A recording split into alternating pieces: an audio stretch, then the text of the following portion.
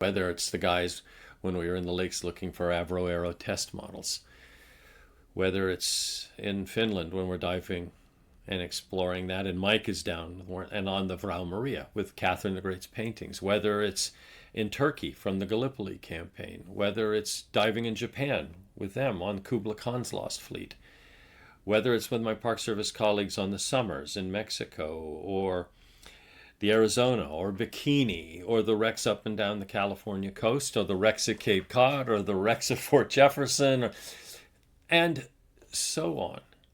I mean, down to the one of the more profound wrecks that I've ever worked on, the last known ship to bring people from Africa to enslave them in the States with Clotilda, which we just wrapped up a couple years ago. They all have meaning and power. And so that's what I look back on as I say, wow, what a career I've been lucky and privileged and that I've worked hard for. And to that end, I'm still not done. We just recently went out with robotic vehicles and dived the two Japanese carriers sunk at Midway, the big ones, Kaga and Akagi, and the USS Yorktown, 15,000 feet down. And those kinds of dives, they still, particularly when with those, we're doing them broadcast live without a paywall. So people are able to join in, and they're able to ask questions to the educators, and then we can answer them as we're doing the work. That's been exciting. So yeah, not done yet, but even if I'm not physically diving, but it all together is just like, wow. And again, coming back to it, that's why the Great Museum of the Sea as a title gets it part of it, but it's also the Great Cemetery.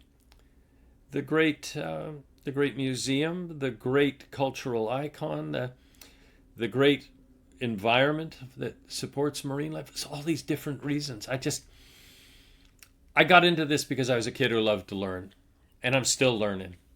Yeah. So tell me more about your book. So the book, again, I know the publisher will be happy. Oxford University Press, written more for a public audience. And with it, what I've tried to do is to say shipwrecks are part of our story. Ships are the oldest artifacts we probably have made, aside from hand axes and bows and arrows and things of that sort. And I think tens of thousands of years ago, people were building some form of watercraft to populate the world. How do you get in more than 80,000 years ago? How do people get from Central Asia down to the coast, or from Africa and then go to Australia? They didn't walk. How did the Polynesians spread out over thousands of years? They're building sophisticated craft that archaeologists would not really find a trace of if they came apart and sank thousands of feet down. So from that point of view, and going back to another book I'd done called Lost Warships, and it was a sense of, and I did that in Canada, Douglas and McIntyre, but then I followed up with a very new and different book called War at Sea, A Human History, based on shipwrecks. The idea is, how do we connect these to history? But how have we responded? How many movies have been made? How many books have been written? How many songs have been sung? How many of these are seen as grave sites? How many others have been the subject of amazing technology, not just to find them, but to recover them, whether for salvage or treasure hunting or for archaeology? I talked to so many of my colleagues. I've seen so much of that. When we were doing Sea Hunters, we went out off of Roberts Bank, and Mike, with our colleagues there, particularly with Richie Kohler, dived the U-215, a mine-laying sub on its way to Boston, and sunk because, as one of the family members that we later talked to said, the captain, he had a sore throat. And I said, what do you mean? He said he ached for the Iron Cross. So instead of going on to his mission to lay the mines, ship was coming by loaded with war material, and he sank it, but then a British anti-submarine group jumped on him and sank him. And so we dived U-215, but we also went and looked at the other wreck, which was deep, not too deep. And that was where Risdon Beasley had gone and done amazing post-war salvage. And so the book talks about that kind of thing. It talks about how Costa Concordia got raised. It talks about what treasure hunters do. The idea was just to say, these are all the ways shipwrecks mean something to us in different ways. These are the ways where we have dealt with them in terms of learning how to dive, how to recover,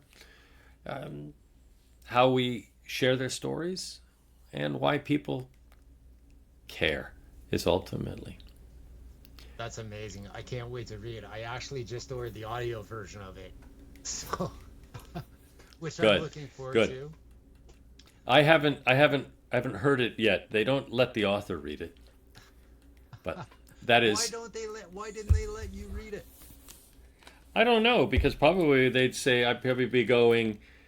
The island community was ultimately doomed by tensions and the behavior of the sailors, which led to a massacre that left only two of the Britons alive. And I'm talking, of course, about the bounty. And at this point, I'd say, hey, I'm talking about the bounty here. And the most cool thing was when we landed at Pitcairn and we met these descendants, and that's why they probably didn't let me read it. I had Jill Heinarth on, and she said that it was really hard to actually read her book and stick to it just because of what you had described. Exactly. You don't write these things to make money. You write them to share, and you write them because they're a labor of love. Which is awesome. And now, for my wife at least, she said, now maybe you can stop telling these stories at the dinner table. She's heard them all, and she still wants to listen. She's really good that way.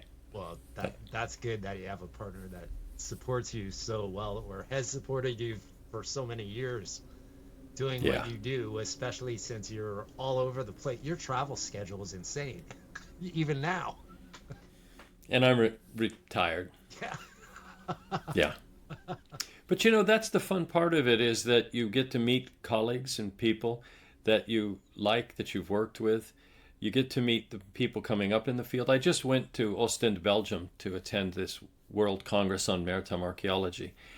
And it was great to see old friends, but it was also great to meet students and people just coming into the field and them asking questions, or just in a couple cases for advice. That was fun. But the other part of it was, they asked me to do a public presentation, and the hall got filled. I guess they had about 400 folks. And then afterwards we had a reception, and the people that wanted to just come up and ask a question. And that's part of the reason why I do what I do. Is I don't just do this to write an academic treatise or put something in a shelf.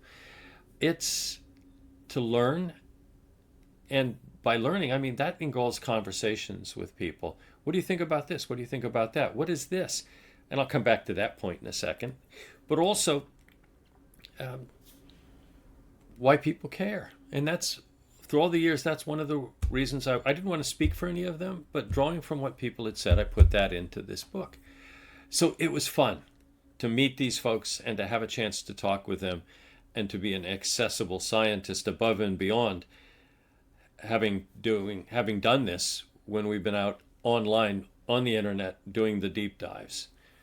And with that, coming back to that point, we're all in there, and all these brilliant archaeologists and others, and we're inside a wreck off the north coast of California, a ship called Ituna. One guy died in the wreck. So we're inside the hold, which is opened up, and there's all this gear here, and somebody says, what kind of machinery is that?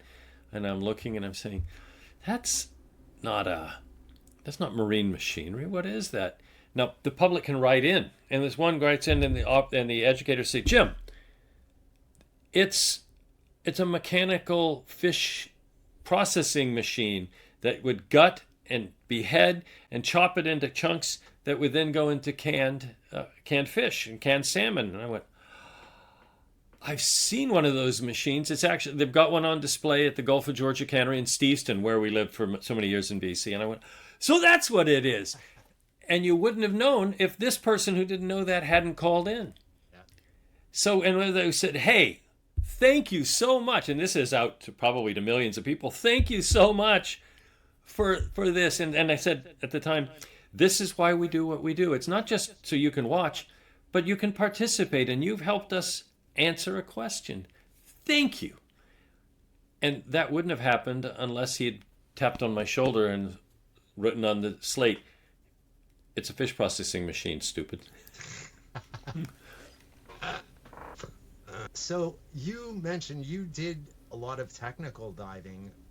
What did you do? Also, any rebreather stuff, or?